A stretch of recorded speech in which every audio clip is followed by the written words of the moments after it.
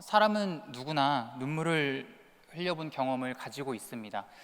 우리가 살면서 눈물을 흘리는 데에는 각자의 다양한 이유들과 또 사연이 있을 것인데요. 어떤 사람들에게는 사랑하는 사람으로부터 이별, 또는 어떤 사람은 가까웠던 사람으로부터의 배신감, 또는 자기가 혼자 감당하기에 너무 벅찬 일들을 만나서 그렇게 눈물을 흘리는 경우가 있습니다. 그런데 그거 외에도요, 긍정적인 면에서 기쁨과 감사의 눈물을 흘리기도 합니다. 학자들은 사람들이 왜 눈물을 흘리는지 이 연구를 하면서 다양한 의견을 주장하는데, 그 중에 대표적인 이유 중 하나가 생존의 본능 때문이라고 합니다.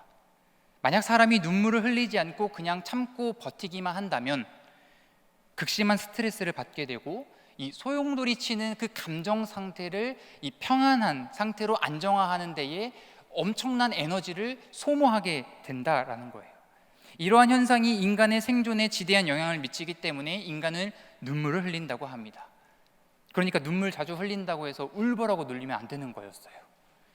오늘 우리가 읽은 본문의 저자 예레미야의 별명이요, 눈물의 선지자입니다.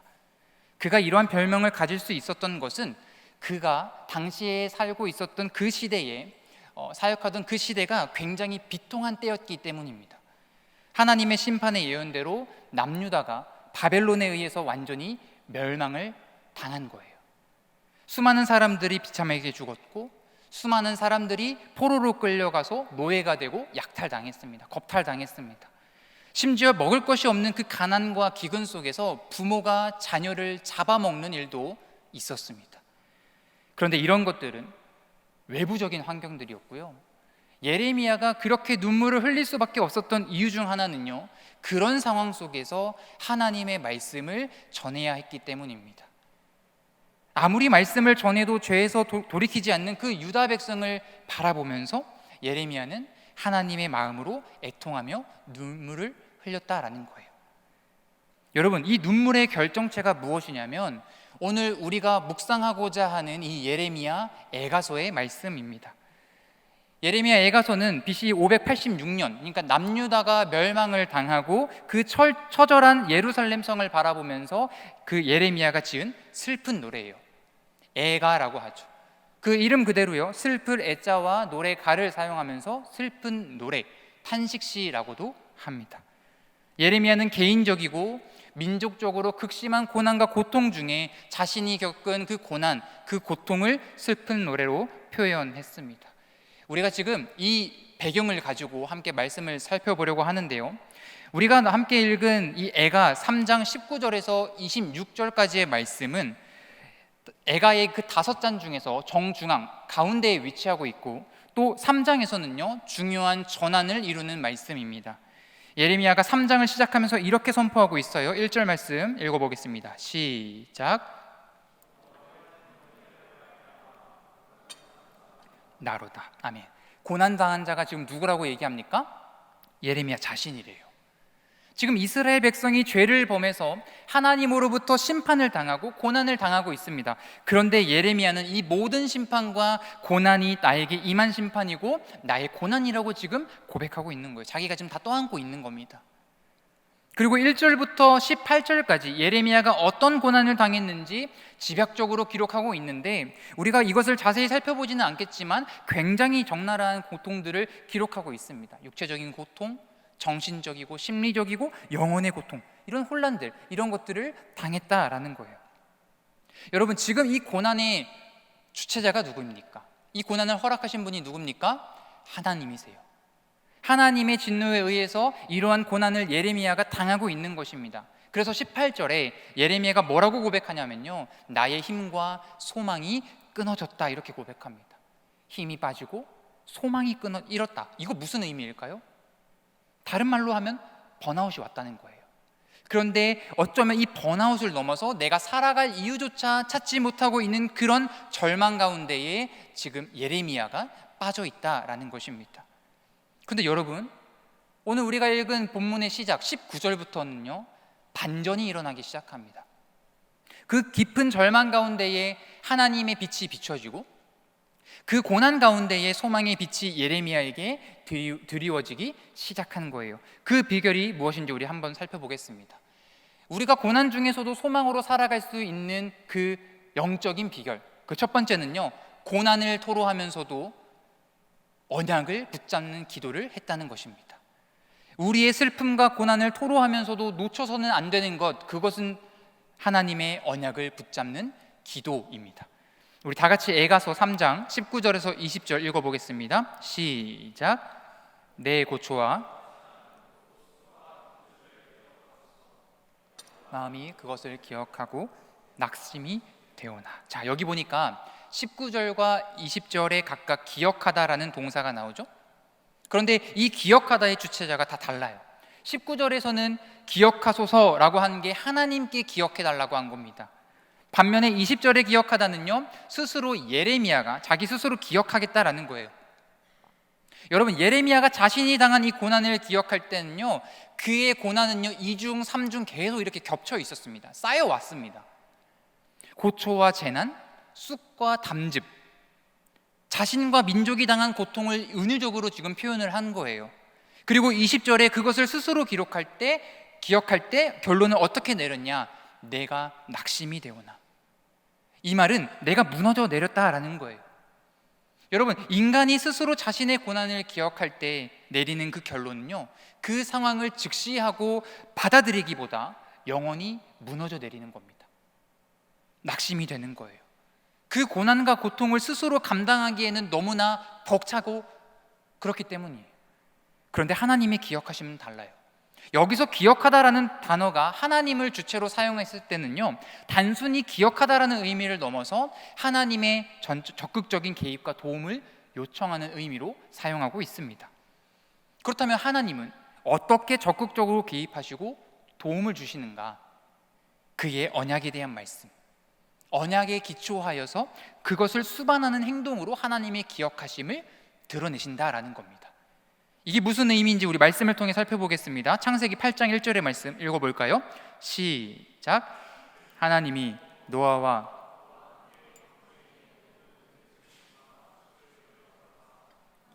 바람 땅 위에 불게 하심에 물이 줄어들었고.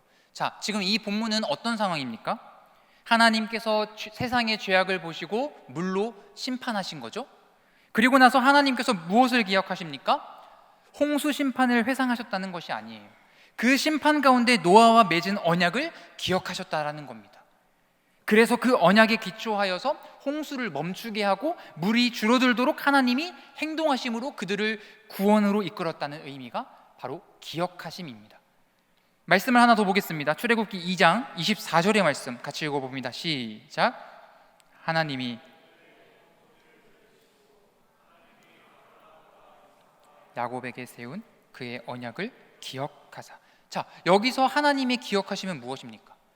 이스라엘 백성이 애굽에서 절규하고 있는 것을 들었다라는 것이 아니라 그 순간 아브라함과 이삭과 야곱에게 맺은 그 언약을 기억하셨다라는 거예요. 그래서 그 언약을 기억하여서 그들을 애굽에서 탈출시키기로 작정하신 그 구원의 행동을 의미하는 겁니다. 사랑하는 청년 여러분, 우리는 인생을 살다 보면요, 정말 많은 고난과 고초를 당하게 됩니다. 우리의 연약함과 부족함 때문이에요. 대부분 우리의 연약함 때문입니다. 지금 어쩌면요, 나는 평안함 가운데 살고 있는데 그렇게 얘기하실 분도 계시겠지만, 우리는 인생을 살아가면서 과거의 고난을 경험했었고, 그리고 또 우리 앞으로의 인생에는 어떤 고난이 찾아올지 아무도 모릅니다. 예레미야는 주변 환경에 의해서 고난을 당했고, 욥은 이유를 알 수 없는 그 이유를 당했습니다. 우리에게도 이러한 일들이 찾아올 수 있어요. 그럴 때 우리의 아픔과 낙심이 되는 이 마음을 하나님 앞에 토로하며 기도할 수 있어야 하는 거예요. 어떤 분들은 이렇게 말할 수 있을 것 같습니다. 그렇게 마음에 있는 것 그대로를, 그 감정 그대로를 얘기하면은 그건 믿음이 부족한 것이다. 그건 믿음이 부족한 기도다라고 얘기할 수 있겠지만 그렇지 않습니다. 하나님은 이미 우리의 마음 깊은 곳을 다 알고 계십니다. 그러므로 우리가 고난과 절망 가운데 있을 때 우리의 고초와 재난, 쑥과 담즙을 하나님 앞에 토로하는 것은요, 잘못된 것이 아니에요. 그런데 우리의 감정 그대로를 하나님 앞에 토설하더라도 우리가 놓치지 말아야 될 한 가지 기도가 있다면 그것은 언약을 붙드는 기도입니다. 모세가 시내산에 올라가서 언약을 받고 있을 때, 하나님으로부터 언약을 받고 있을 때 아래에서는 이스라엘 백성이 금을 모아다가 우상을 만드는 일로 하나님을 진노케 하는 일이 있었습니다. 그래서 하나님께서는 그들을 모조리 진멸하시겠다라고 하셨죠. 그때 모세가 하나님께 어떻게 기도하신지 아십니까? 출애굽기 32장 13절과 14절 같이 읽습니다. 시작. 주의 종 아브라함과 이삭과 이스라엘을 기억하소서. 주께서 그들을 위하여 주를 가리켜 맹세하여 이르시기를 내가 너희 자손을 하늘의 별처럼 많게 하고 내가 허락한 이 온 땅을 너희의 자손에게 주어 영원한 기업이 되게 하리라 하셨나이다. 여호와께서 뜻을 돌이키사 말씀하신 화를 그 백성에게 내리지 아니하시니라. 모세는 언약을 붙들고 기도했습니다.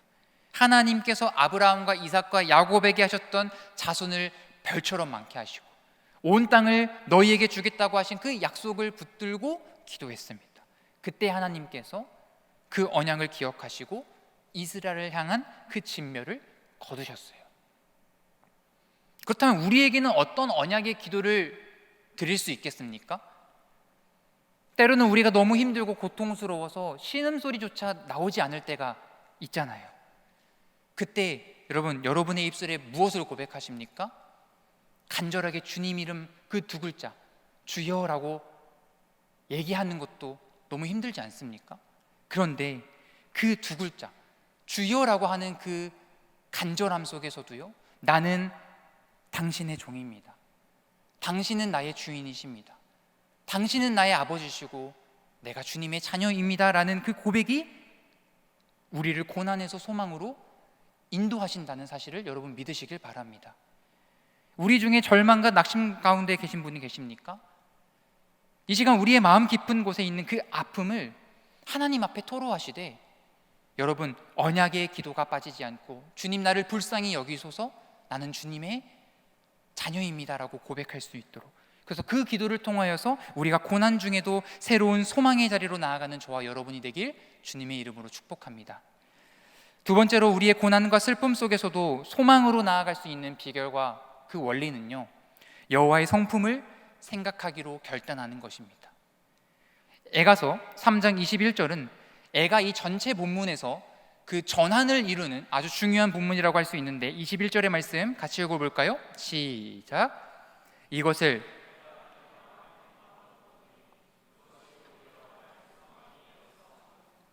아멘. 여러분 많은 사람들이 생각의 중요성을 알고 있습니다. 내가 어떻게 생각하느냐에 따라 결과가 달라진다는 거죠. 생각이 행동을 낳고 행동이 습관을 낳고 습관이 인생을 바꾼다라는, 결정짓는다라는 이야기가 있습니다. 그러니까 동일한 상황인데 부정적인 생각을 하면은 부정적인 결과를 낳고요, 긍정적인 생각을 하면 긍정적인 결과를 낳는다는 이야기예요. 어떤 사람은 물이 반쯤 채워진 이 유리잔을 보면서 물이 반밖에 없다라고 불평할 수 있지만 어떤 사람에게는 물이 반이나 남았다라고 감사할 수 있는 거죠.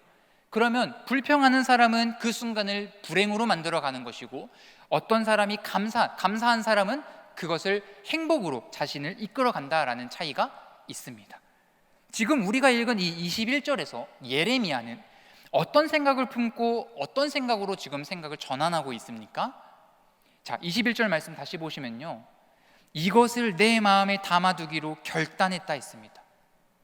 여기서 담아두다라는 원어적 의미가 뭐냐면 되새기다, 생각하다라는 거예요.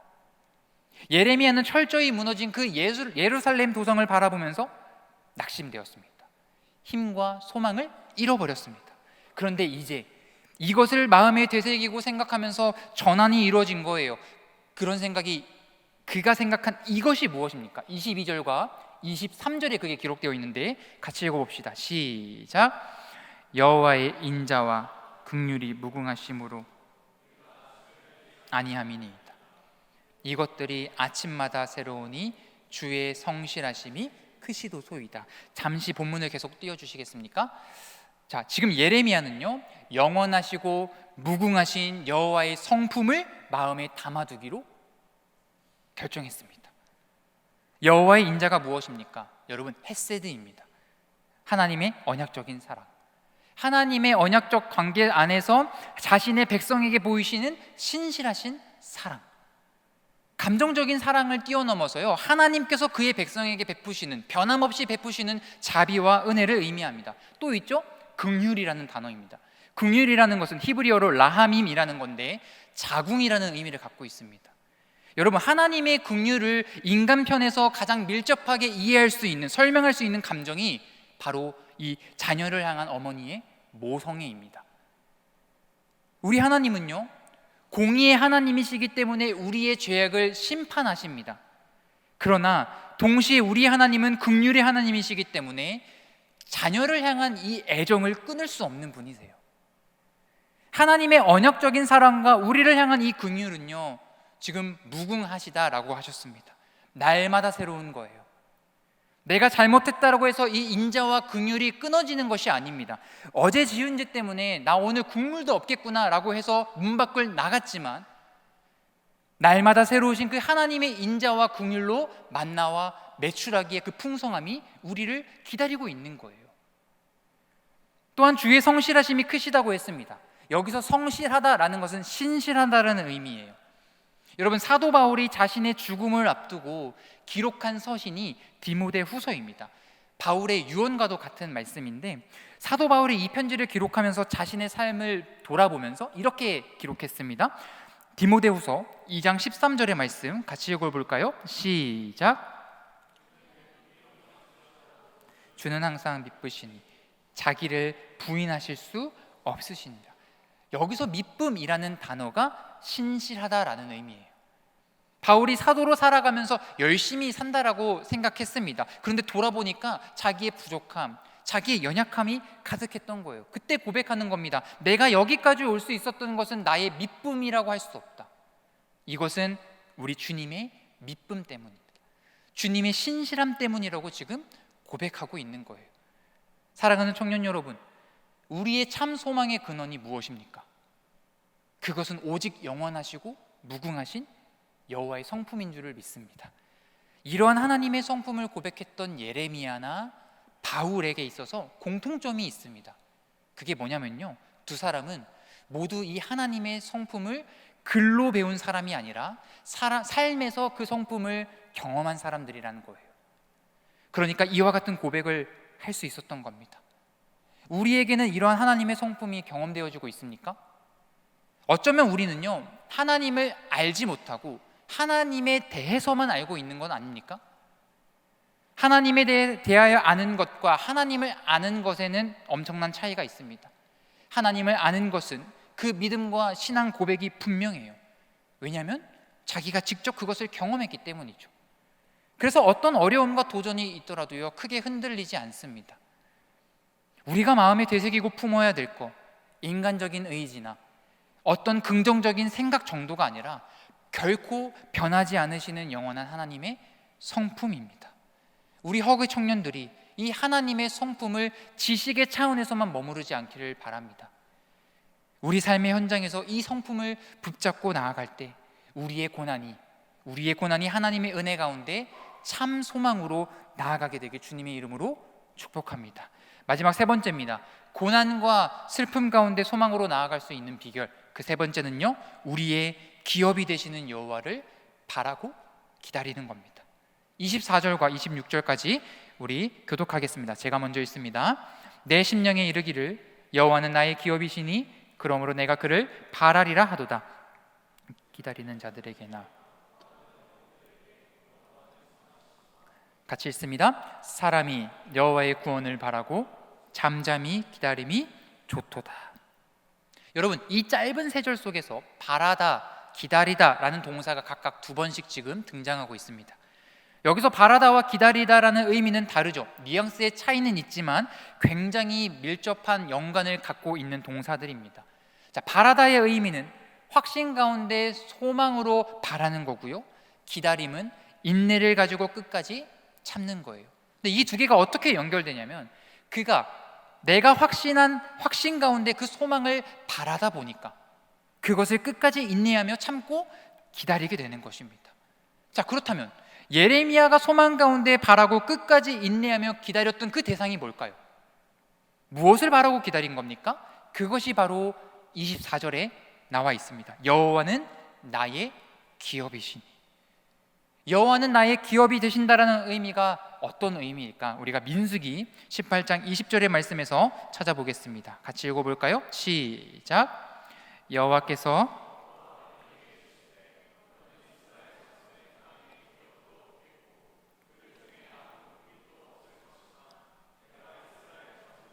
내 분기시요 내 기업이니라. 아멘. 자, 민수기 18장에서 지금 하나님이 다른 모든 지파들에게 기업을 주십니다. 땅을 주신 거예요. 여러분, 인간은요, 내가 보여지는 것을 가져야 안정감을 누립니다. 내가 직접 만지고 내가 경작할 수 있는 그 땅이 있어야 안정감이 이제 찾아오게 되는 거예요. 그런데 하나님이 모든 지파에게는 분깃과 이 기업을 다 주셨는데 아론과 그의 자손 레위 지파에게는 분깃을, 기업을 주지 않으셨습니다. 그러면서 하시는 말씀이 내가 너의 분깃이요 너의 기업이다 라고 하신 거예요. 무슨 의미일까요? 여러분 한번 생각해 보세요. 하나님은 모든 기업의 주인이십니다. 맞습니까? 하나님은 모든 땅과 분깃을 다 가지고 계시는 분이세요. 그러면 하나님이 나의 분깃이요 나의 기업이라는 의미를 바꿔 말하면 하나님이 나의 전부이십니다. 하나님이 나의 모든 것 되십니다 라는 의미가 되는 거예요. 다시 본문으로 돌아와서 24절에서 예레미야가 이렇게 고백하는 거죠. 여호와는 나의 기업이시니 여호와는 나의 전부이십니다 라고 지금 고백하는 겁니다. 여러분, 예레미야가 지금 하나님이 나의 전부이심을 깨달았기 때문에 하나님의 뜻을 알려주실 때까지, 하나님이 그것을 뜻을 알려주실 때까지, 답을 해주실 때까지 소망으로 바라고 인내함으로 기다렸다고 지금 결단하고 있는 것입니다. 여러분, 우리 믿는 성도들이 이 현대를 살아가면서 가장 어려워하는 일이 뭔 줄 아세요? 하나님의 뜻을 잠잠히 기다리는 거예요. 우리는 빨리 어떤 결과를 얻고 싶어요. 알고 싶어요. 내가 어떤 일을 해서 열매를 얻어야 만족하니까. 그래서 말로는 하나님이 나의 전부입니다 라고 했지만 기다리지 못하고 내가 먼저 앞장서는 것을 우리는 종종 봅니다. 제가 얼마 전에 우리나라 자살률의 그 통계를 본 적이 있습니다. 여러분도 우리나라의 자살률이 OECD 국가 중에 1위라는 것을 너무나 잘 아시겠지만, 그런데 그 중에서도 이 자살률이 제일 높은 연령층이 어디인가 봤더니 80대 이상의 어르신들이 압도적이었어요. 2위가 70대 이상의 어르신들이었습니다. 왜 이렇게 고령층의 자살률이 높을까? 물론 그들이 느끼는 외로움과 소외감 때문일 수도 있겠습니다만 더 깊이 들어가면요, 그들의 안에는 허무함과 공허함이 있기 때문입니다. 우리는 인생을 살아가다 보면서 딱 이 시기에 청년의 때에 많은 것들을 추구하며 살아갑니다. 돈과 명예, 건강과 인기, 그런 것들을 위해서 살아가고 있어요.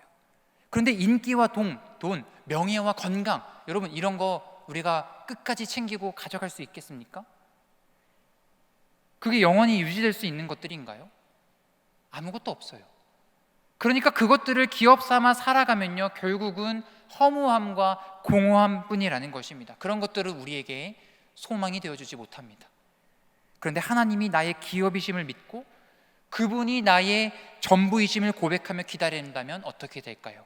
하박국의 말씀이 우리에게 그 답을 제시하는데, 하박국 3장 17절 18절의 말씀입니다. 비록 무화과 나무가 무성하지 못하며 포도나무에 열매가 없으며 감람나무에 소출이 없으며 밭에 먹을 것이 없으며 우리의 양이 없으며 외양간에 소가 없을지라도, 세상에서 이야기하는 그런 소유가 우리에게 없을지라도 18절에 나는 여호와로 말미암아 즐거워하며 나의 구원의 하나님으로 말미암아 기뻐하리로다. 여러분, 이것이 저와 여러분의 신앙 고백이 되고 또 이 땅을 살아가는 우리의 소망이 되길 간절히 바랍니다. 이런 이 소망을 바라보며 적극적으로 우리가 인내할 때에 우리는 우리의 전부이신 하나님을 더 가까이 만나게 되는 거예요. 말씀을 정리합니다. 예레미야 애가 3장을 시작할 때 예레미야가 이렇게 고백을 시작했습니다. 나는 하나님의 고난을 받은 자로다.